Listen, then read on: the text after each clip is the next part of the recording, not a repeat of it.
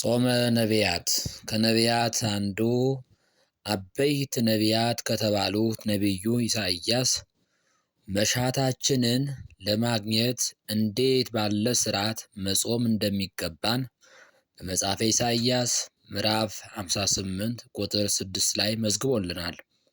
ጾመ ነቢያት ስሙም እንደሚነግረን ነቢያት የጾሙት ጾም ነው፣ ወይም በዘመነ ነቢያት የተጾመ ነው።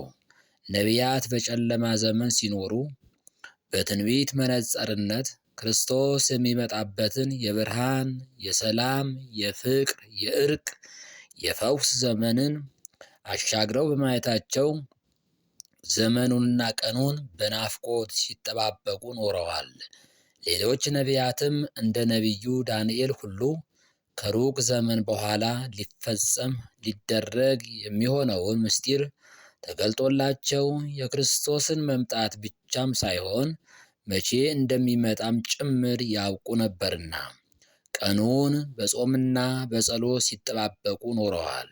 እኛም የነቢያት ጾም ብለን እየጾምን እየጸለይን ብዙ ትሩፋት እያደረግን ያለነው ይህንኑ የአባቶቻችን ነቢያት በየነበሩበት ዘመናቸው የጾሙትን ጾም መሰረት አድርገን ነው። ነቢያት በዘመነ ፍዳ በዘመነ ኩነኔ መከራ ጸንቶባቸው ሲኖሩ መሲህ በዘመናቸው ተወልዶ ያድናቸው ዘንድ አቤቱ ክንድህን ላክልን፣ ብርሃንህ ላክልን፣ ኃይልህንና ቀኝህን ላክልን፣ አድነንም እያሉ በየኖሩበት ዘመናቸው በጾም በጸሎት ደጅ የጠኑትንና ከሩቅ ሆነው ቀኑን የተሳለሙትን ሁሉ ነው። ጌታችን መድኃኒታችን ኢየሱስ ክርስቶስም ስለ ጻድቁ አብርሃም በተናገረበት አንቀጽ አባታችሁ አብርሃም ቀኔን ያይ ዘንድ ሐሴት አደረገ፣ አየም፣ ደስም አለው ብለዋል ዮሐንስ 8 ላይ። እንደሚታወቀው አብርሃም እንኳን ሕገ ወንጌልን የሰራ ክርስቶስን ቀርቶ ሕገ ኦሪትን የተቀበለ ሙሴንም አላየም። በመንፈስ ግን ቀኑን አይቷል። አንድም ይስሐቅን ይሰዋ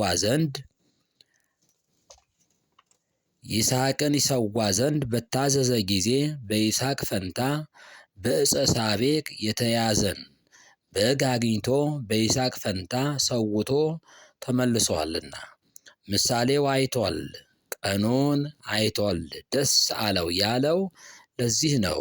ዘፍጥረት 22 ላይ ከነቢያት አንዱ የሆነውና ስለ ክርስቶስ መምጣት ቀጥተኛ ትንቢቶችን በመናገር የሚታወቀው ነቢየ ልዑል ኢሳይያስ ነው።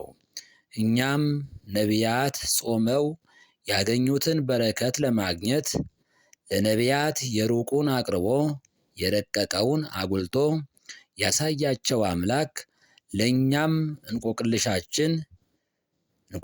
የሆነብን ችግሮቻችንን እንዲፈታልን መጾም እጅግ ጠቃሚ ነው።